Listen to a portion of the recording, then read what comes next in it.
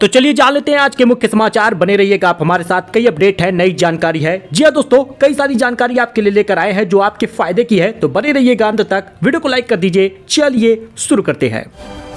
बात कर ले पहले खबर की, तो दंगल की फेम सुहानी भटनागर का 19 साल की उम्र में निधन हो गया है। आमिर खान की फिल्म में बनी थी छोटी बबीता फोगाट। दोस्तों, आमिर खान की फिल्म दंगल में उनकी छोटी बेटी का रोल करने वाली एक्ट्रेस सुहानी भटनागर का निधन हो गया है। बेहद कम उम्र में सुहानी ने इस दुनिया को अलविदा कह दिया है। उनकी मां की रोते हुए तस्वीर इंटरनेट पर वायरल हो रही है। ये दिल तोड़ने वाली बात सामने आई है। दोस्तों, कई इंटरव्यू में सुहानी ने बताया था कि पढ़ाई पूरी करने के बाद वो फिल्म इंडस्ट्री में लौटेंगी। हालांकि उनकी मौत हो गई है।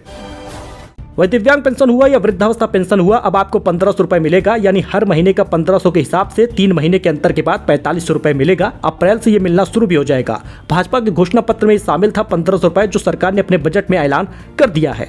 यानी कि आने वाले अप्रैल महीने में आपको बढ़कर पेंशन मिलेगी। वृद्धा और विधवा पेंशन पाती हैं तो आपको 3000 मिलेगा, दिव्यांगों को 4500 मिलेगा। हालांकि आप सही बताइएगा कमेंट करके आपको अभी कितनी पेंशन मिलती है, और अप्रैल में 500 रुपए बढ़ के ही पेंशन मिलेगी। भाई 16वीं किस्त को लेकर बड़ा अपडेट आ गया है। आखिर कब आएगी पीएम किसान सम्मान निधि की 16वीं किस्त? आइए इसका पूरा अपडेट आपको बता देते हैं। दरअसल दोस्तों 6000 रुपए मिलता है, और इस साल 2024 में अभी तक कोई भी पेंशन, कोई भी किस्त नहीं मिली है। किस्त के लिए आपको ये काम जरूर करना होगा। दोस्तों, आपको बता दें सरकार कैंप भी लगा रही है। पीएम किसान योजना के अंतर्गत किस्त का लाभ लेने के लिए आपको ई-KYC करानी होगी। वही आपको बता दें, जो किसान ऐसा नहीं करेगा उसको किस्त का पैसा नहीं मिलेगा, यानी वो 2000 रुपए से वंचित रह जाएगा। वही अगर आप चाहते हैं कि आपको किस्त का लाभ मिल जाए तो आधार कार्ड को अपने बैंक खाते से लिंक भी जरूर करा लीजिएगा। आपको बता दें मार्च के पहले सप्ताह तक किसान निधि का पैसा मिलने वाला है, क्योंकि 4 महीने भी पूरे हो जाएंगे। मीडिया रिपोर्ट में तमाम बड़ी जानकारी आ रही है कि 27 फरवरी से 5 मार्च के बीच में सरकार पैसा दे देगी। मार्च महीने में ही ये किस्त जारी हो भी सकती है, क्योंकि 4 महीने का समय भी मार्च में पूरा होगा।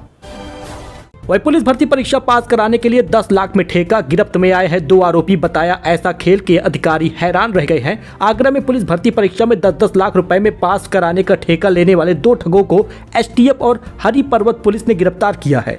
आरोपियों की कोई सेटिंग नहीं है, अभ्यर्थियों से संपर्क करके झांसा देते थे। आपको बता दें एडवांस में 25 से 50 हजार रुपए लेने के बाद मूल दस्तावेज और चेक अपने पास रख लेते थे। जो अभ्यर्थी परीक्षा में पास होते थे उनसे रकम की वसूली करते थे, और फेल होने वालों की रकम वापस नहीं करते थे।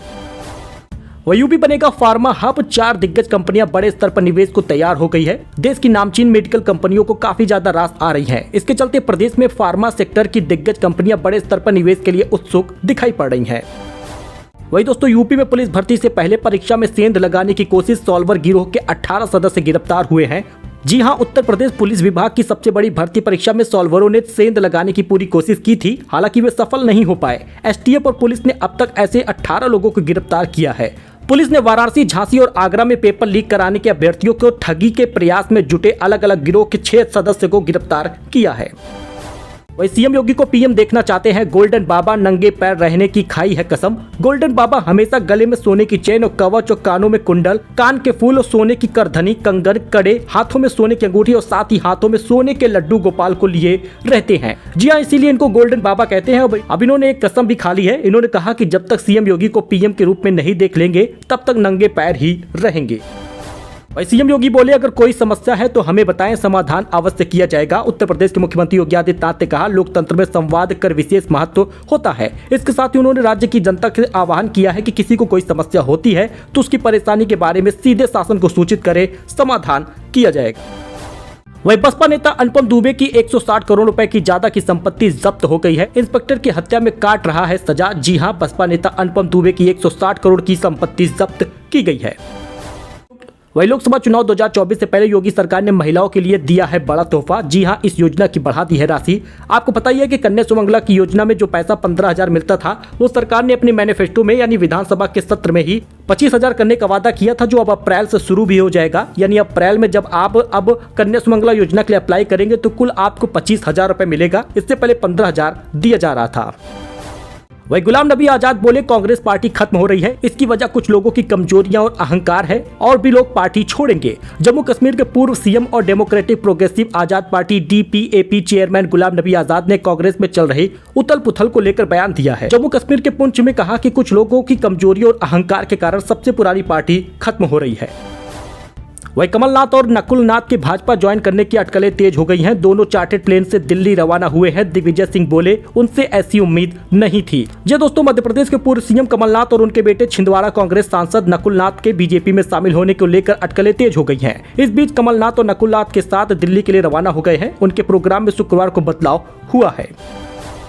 वहीं क्या है भारत मार्ट प्रोजेक्ट? मुस्लिम देश में जिसका शिलान्यास करके पीएम मोदी ने चीन को दे दिया है बड़ा टेंशन। इस प्रोजेक्ट को आत्मनिर्भर भारत के सपनों के उड़ाने देने की दिशा में एक बड़ा कदम माना जा रहा है। 2025 तक इस प्रोजेक्ट के बनकर तैयार हो जाने और संचालन में आ जाने की उम्मीद है। 2 दिनों का दौरा किया था। इस दौरान उन्होंने जहां पर अबू धाबी में पहले मंदिर का उद्घाटन किया, वहीं पर प्रधानमंत्री शेख मोहम्मद बिन राशिद अल मखतूम के साथ दुबई के जेबल अली मुक्त व्यापार क्षेत्र में भारतीय मार्ट की आधारशिला भी रखी है। ये एक ऐसा व्यापारिक केंद्र होगा जो भारतीय एमएसएमई कंपनियों को अंतर्राष्ट्रीय खरीदारों तक पहुंच का एक प्रभावी मंच मुहैया कराएगा। वही देश का छोटा व्यापारी डरा हुआ है, राहुल गांधी ने कहा। जी हां दोस्तों, मैं यात्रा के दौरान लाखों लोगों से मिला और गरीब लोगों से मिले और अमीर लोगों से भी मिले हैं। किसान, बेरोजगार और छोटे व्यापारी डरे हैं, ऐसा राहुल गांधी ने बयान दिया है। वही लखनऊ में कुत्तों का आतंक अभी भी देखने को मिल रहा है। पटना से आए सिपाही भर्ती के परीक्षार्थी को काटा, छूट गया है एग्जाम। राजधानी लखनऊ में कुत्तों का आतंक लगातार बढ़ता जा रहा है। पटना से लखनऊ आए सिपाही भर्ती के परीक्षार्थी को काट लिया। कुत्ते के हमले से युवक की परीक्षा छूट गई। वही आरआरबी रेलवे रिक्वायरमेंट निकला हुआ है। जी रेलवे में टेक्नीशियन के पदों पर बम्पर भर्ती है। 9000 पदों के लिए नोटिफिकेशन जारी हुआ है। रेलवे में सरकारी नौकरी पाने का सपना देख रहे युवाओं के लिए खुशखबरी है, क्योंकि रेलवे ने टेक्नीशियन के 9000 पदों पर भर्ती की नोटिस जारी कर दी है। इन पदों के लिए अगर आप आवेदन करना चाहते हैं तो इच्छुक अभ्यर्थी 9 मार्च 2024 से अप्लाई कर सकते हैं।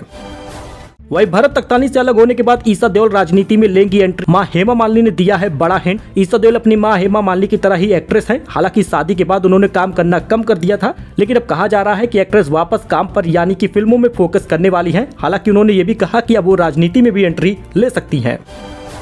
वही 22 साल तक क्यों झेलाया, भड़क उठे सुप्रीम कोर्ट के जज। राज्य सरकार पर ठोका 10 लाख का जुर्माना। दोस्तों, राज्य सरकार के आचरण के प्रति असंतोष व्यक्त करते हुए अदालत ने पूछा कि श्रम न्यायालय का लाभ पाने के लिए गरीब वादियों को क्यों बार बार मुकदमा दायर करने के लिए मजबूर किया गया है। जी हाँ, इसके लिए उनको 10 लाख का जुर्माना भी ठोका गया है। सो दोस्तों, ये कुछ अपडेट था, ये कुछ जानकारी थी जो आपके साथ शेयर की गई है। आई होप कि आपको ये पसंद आया होगा। ऐसी जानकारी के लिए आप हमारे साथ जुड़े, डेली सुबह की बड़ी खबरों में हमारे साथ बने रहिए। चैनल को अभी से सब्सक्राइब कर लीजिए। मिलते हैं नई जानकारी के साथ। धन्यवाद।